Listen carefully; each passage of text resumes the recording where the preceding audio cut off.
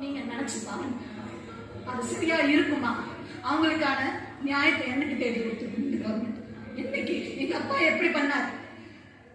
அந்த நிமிஷமே பண்ணல எங்க அப்பா. எதா இருந்தாலும் அந்த இடத்துலயே என்ன பண்ணணும் அது பண்ணாரு. நீங்க அந்த அளவுக்கு பண்ண தேவையில்லை இல்லையா?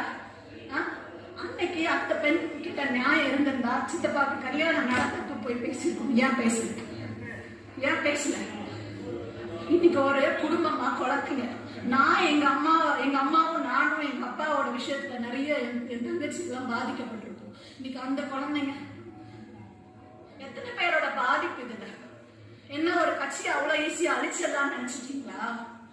தமிழ அவனுமே இந்த மண்ணுல தலை நிமிர கூடாது. ஒண்ணு தீவிரவாதின்னு சொல்லி அழுப்பீங்க, இந்த உலகத்துல தலை நிமிர கூடாது. இல்ல அப்படின்னா இந்த மாதிரி பெண்களை வச்சு பட்டம் கட்டுவீங்களா?